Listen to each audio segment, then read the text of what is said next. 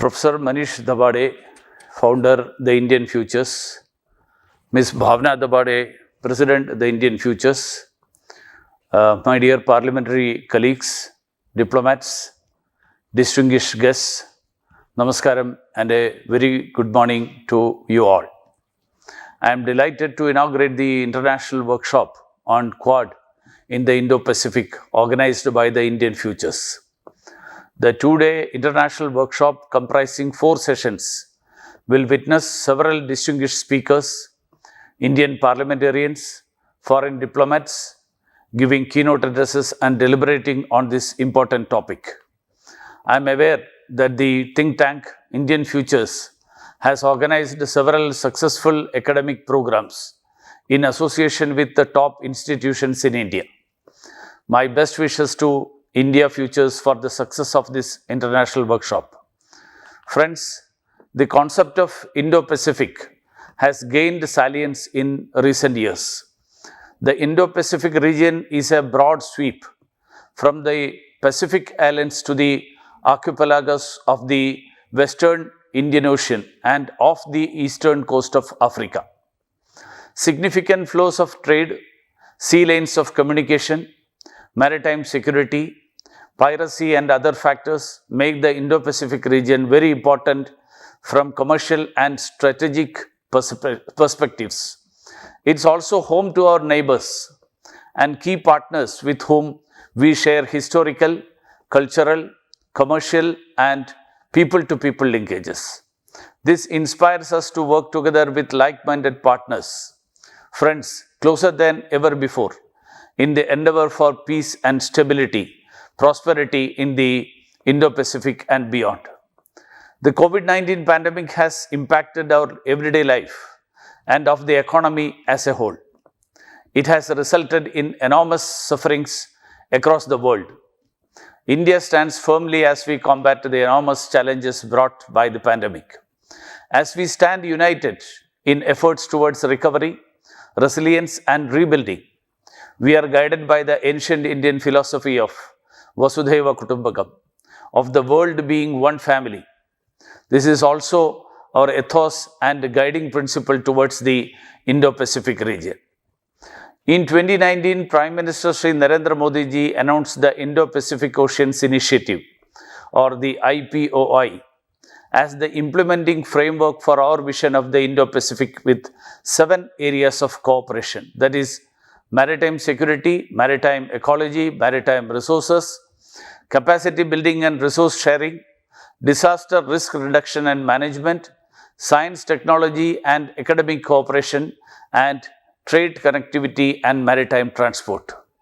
Naturally, ASEAN is at the center of India's vision of Indo-Pacific with firm support for ASEAN centrality and ASEAN-led mechanisms, particularly the leaders-led East Asia Summit. Friends, it's also heartening to see how the concept of Indo-Pacific is being embraced in Europe as well, with many countries enunciating their strategies and outlook for the region. India has created partnerships and mechanisms with countries, the opportunities, concerns and stakes of which intersect with ours.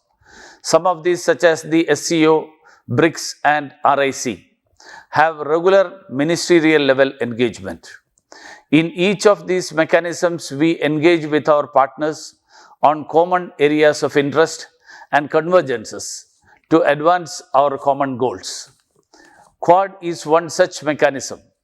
As political democracies, market economies and pluralistic societies, the Quad partners are committed to upholding a rules-based international order underpinned by the rule of law, transparency, freedom and navigation in the international seas, respect for territorial integrity and sovereignty, and peaceful resolution of disputes. Our shared commitment is for maintaining a free, open and inclusive Indo-Pacific. Our consultations with any group of partners is not directed against any other country or group.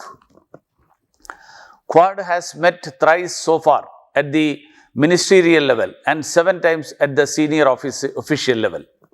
We discussed practical cooperation in the areas of maritime security, the humanitarian assistance and disaster relief, supply chain resilience, and counter-terrorism in the Indo-Pacific region.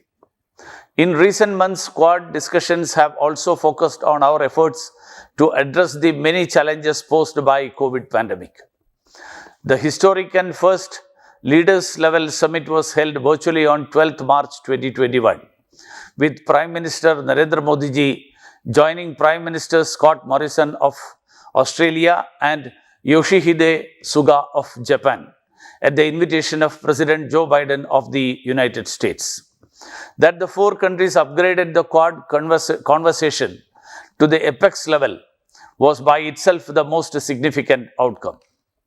At the meeting, the four countries emphasized their commitment to the principles that unite us and underpin all our national experiences.